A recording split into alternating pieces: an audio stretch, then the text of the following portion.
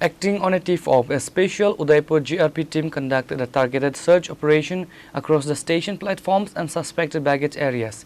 During the raid, officers recovered approximately 15 kilograms of high-grade marijuana packed inside unclaimed baggage intended for smuggling out of the state.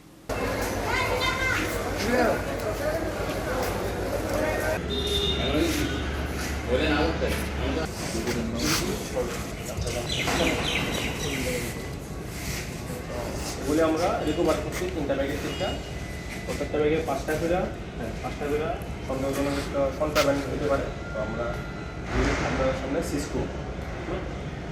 The consignment has been officially confiscated under the NDPS Act. A dynamic investigation is underway to identify the couriers and track the source of the contraband network.